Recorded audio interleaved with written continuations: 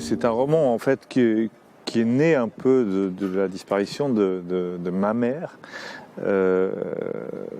qui était une femme très joyeuse, qui voulait nous enseigner que la vie était une chose merveilleuse et qui malheureusement a été punie, si j'ose dire, de cette bonne humeur par une fin assez pénible, une maladie douloureuse qui était la maladie d'Alzheimer. Et voilà, bon, comme pour chacun, ça a été une étape dans ma vie. Mais il y avait aussi ce sentiment de l'injustice, comme ça, entre ce qu'elle voulait nous transmettre et ce qu'elle a subi à la fin. Voilà, et à partir de là, ça n'est qu'un point de départ. C'est pas le récit de la mort ou de la maladie de ma mère, pas du tout. C'est une réflexion très libre sur le temps qui passe, le vieillissement, la prise de conscience que nous apporte la mort de nos proches, de ce qu'est notre destin.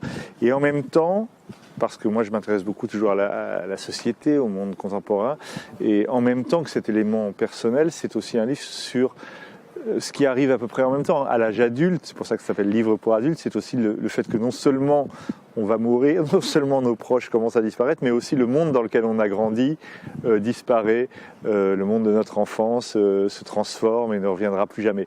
Donc tout ça pourrait paraître totalement déprimant, mais en même temps c'est un livre qui est, je crois, assez souvent drôle, avec une certaine lumière, où j'essaie de saisir aussi tout ce qui semblerait pouvoir donner un sens à la vie malgré cette noirceur des choses. Voilà.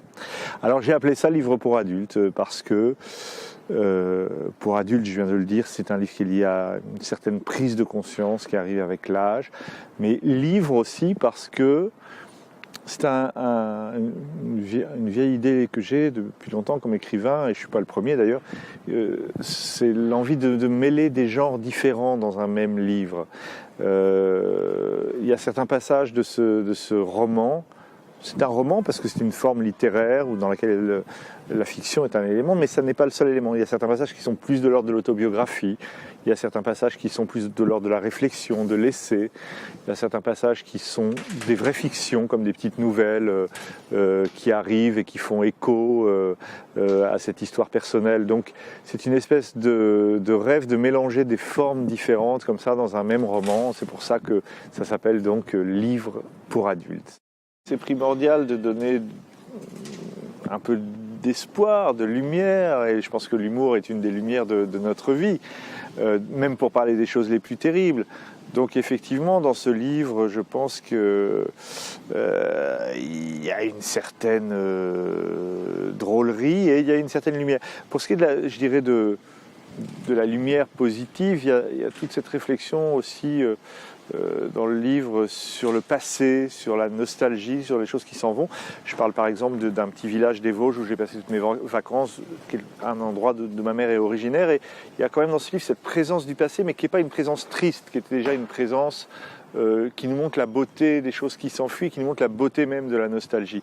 Mais il y a aussi des choses vraiment drôles pour le coup.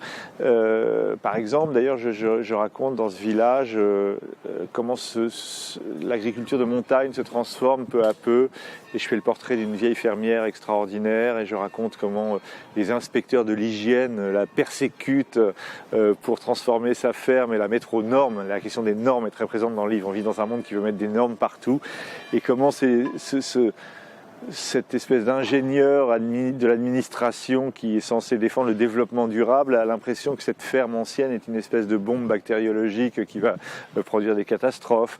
Ailleurs, je raconte une croisière sur le Danube avec des touristes allemands et français et un personnel qui est entièrement composé de personnel d'Europe de l'Est. Et je montre cette espèce de nouvelle lutte des classes à l'échelle européenne entre ceux qui sont les rentiers et ceux qui sont les employés. Ailleurs encore, il y a un certain nombre de petites nouvelles qui parcourent ce livre, et il y a notamment une nouvelle qui s'appelle La Tribu, dans laquelle je raconte comment on découvre aujourd'hui, à quelques kilomètres peut-être d'une grande ville comme Paris, l'existence d'une tribu qui n'a pas changé depuis la nuit des temps et que personne n'avait jamais vu au fin fond d'une forêt. Et je montre comment tout le monde d'abord veut protéger cette tribu, sa culture, etc.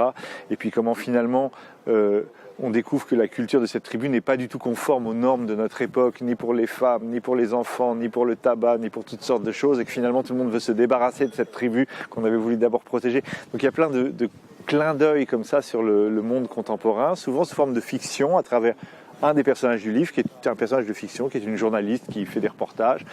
Il y a ces regards sur mes propres expériences qui se mêlent donc à ces considérations plus mélancoliques. J'ajouterais simplement que, évidemment, je pense et j'espère que tout ça se lie avec un sentiment d'une certaine unité. C'est une grande digression qui passe par des genres différents, des histoires différentes, mais en même temps il y a des fils conducteurs, la nostalgie, la mort, le monde moderne, la comédie des mœurs, et tout ça, j'espère, je crois qu'on s'y laisse emporter très naturellement sans avoir le sentiment de passer d'une chose à l'autre.